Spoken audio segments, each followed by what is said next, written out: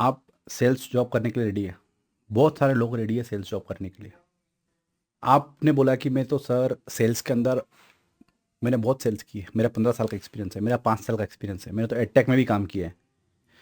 But यहाँ पर हमको डोमेन स्पेसिफिक चीज़ों को समझना पड़ेगा। जब आप इंटरव्यू देते हो या किसी स्ट्रीम में अपने आप को सोचते हो कि मैं इस फील्ड में काम करूँ, इस डोमेन में काम करूँ, तो अपने आप को समझना पड़ेगा कि अगर मैंने एक बार ये डिसाइड कर लिया कि मुझे एडटेक इंडस्ट्री में काम करना है, sales and support is nothing but अब आपका एक डिसीजन यहाँ पर होना ज़रूरी है।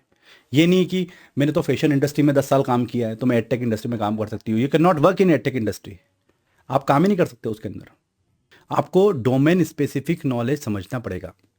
डोमेन स्पेसिफिक नॉलेज क्या होगा कि अगर मैं बोलता हूँ कि आप मेरे स्टूडेंट से बात करो, एडटेक का मतलब ये होता है education with technologies on technologies. हम स्कूल के दौरान कॉलेजेस में ब्लैक बोर्ड पे, वाइट बोर्ड पर या डिजिटल बोर्ड पर एजुकेशन लेते थे, जाते थे ऑफिस, जाते थे कॉलेज, जाते थे हम लोग कॉलेज में कि एजुकेशन मिलेगी तो वहाँ पर फैकल्टी हमको पढ़ाता था। पर आज इस दौर में जब टेक्नोलॉजी एजुकेशन के अंदर आ गई है तो बच्चा बैठा है 2000 किलोमीटर दूर, बच्चा बैठा है 500 किलोमीटर दूर, बट आप यहाँ पर डिजिटल पैनल के थ्रू लाइव मोड में जाकर बच्चों को एजुकेशन प्रोवाइड कर रहे हो।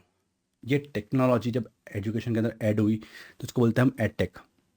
अब इस एडटेक से हमको ये समझना है कि अगर हम इस डोमेन में शिफ्ट होना चाहते हैं कंप्लीटली ना, तो हमको ये समझना पड़ेगा कि हमारा फैशन इंडस्ट्री का, हमारा रिसेप्शनिस्ट का, हमारा किसी भी टेलीकॉलिंग का वर्क मैटर नहीं करता अगर हम इस इंडस्ट्री को नहीं समझते, इस डोमेन को नहीं समझते।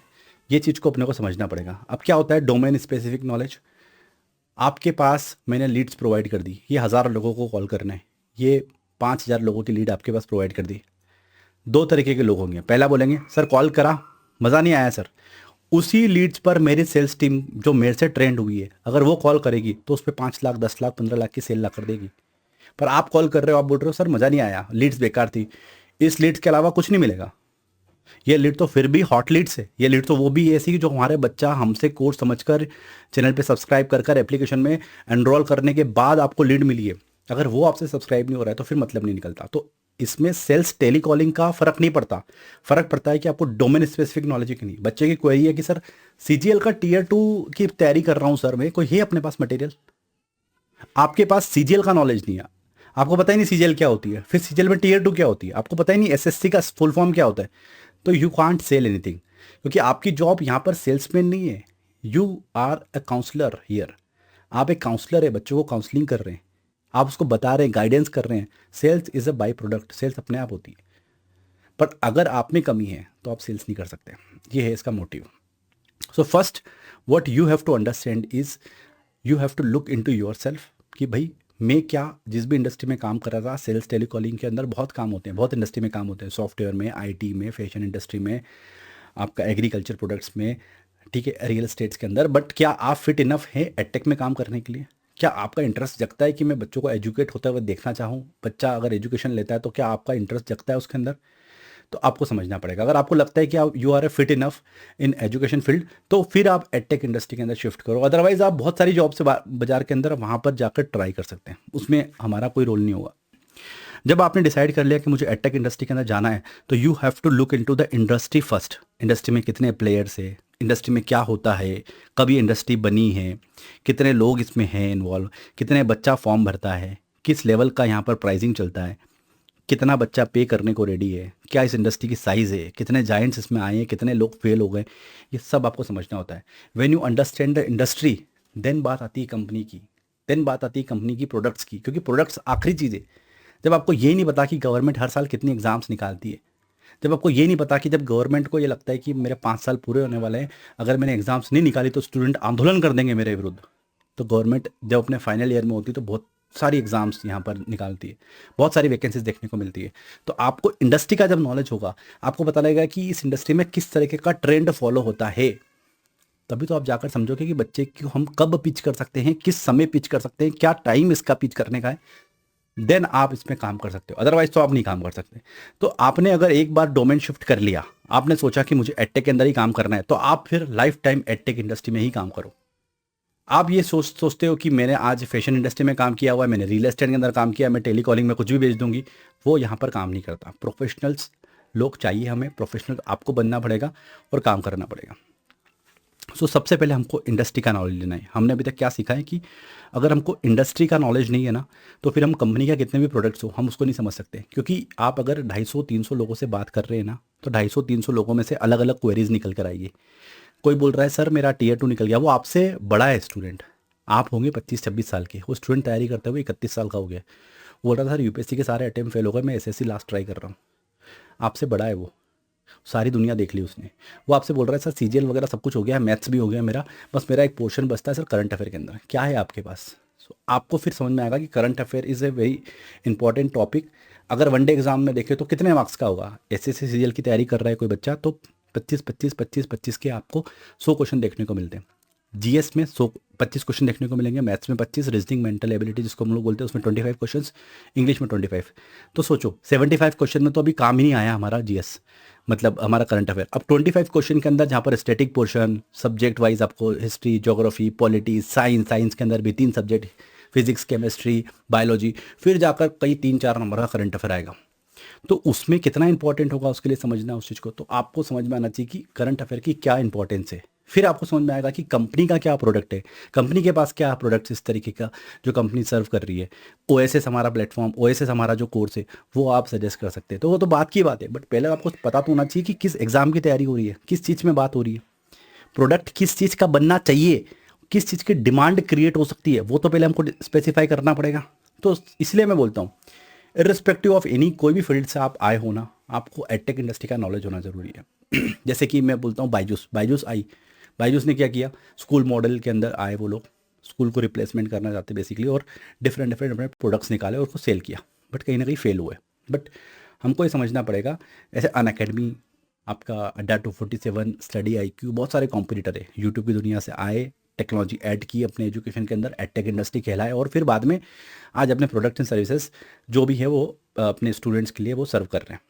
ऐसे ही क्रेजी टिकटरी, सीजीटी 2014-15 के अंदर हम लोगों ने इसको इस्टेब्लिश किया, डिफरेंट डिफरेंट प्रोडक्ट्स के ऊपर काम किया, इस इंडस्ट्री को समझा किस तरीके से वो काम करेगी, तो हम अपने कुछ चीज़ें लेकर आए। बट हम समझेंगे पहले इंडस्ट्री को, उसकी क्या नीड्स, उसकी क्या रिक्वायरमेंट, उसकी क्या कंडीशंस, टर्म्स एंड कंडीशंस होती है, फिर हम समझेंगे कंपनी के प्रोडक्ट्स को, और फिर हम लोग जाएंगे फाइनल हमारे जो काउंसलिंग करने वाला काम होगा। तो it's not all about the sales, it's all about counselling the people, how you guide the people is very much important, rather than कि आप बस मैं सेल्स पर्सन हूँ, मैं सेल्स कर सकता हूँ, मैं सेल्स पर्सन हूँ, मैंने एसी बेचे, मैंने कूलर बेचे, वो यहाँ पर नहीं चलेगा।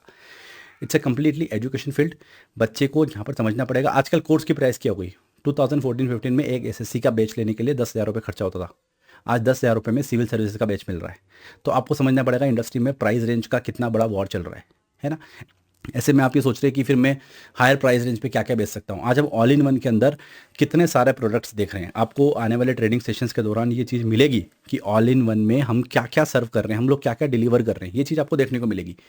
तो इस ट्रेनिंग के दौरान आपको डिफरेंट डिफरेंट प्रोडक्ट्स देखने को मिलेंगे, इंडस्ट्री का नॉलेज देखने को मिलेगा। और आप अगर आपको लगता है कि नहीं मुझे अब एडटेक इंडस्ट्री के अंदर ही रहना है, तो ही आपके लिए आने वाली ट्रेनिंग्स के जो हमारे वीडियोज़ हैं और जो मॉड्यूल्स हैं वो इंपॉर्टेंट है। अदरवाइज आप यहाँ से आज लीव करते हैं तो it's well and good for you, because आप इतना नॉलेज लेकर फिर दूसरी इंडस्ट्री में शिफ्ट कर देंगे, दूसरे डोमेन में शिफ्ट कर देंगे।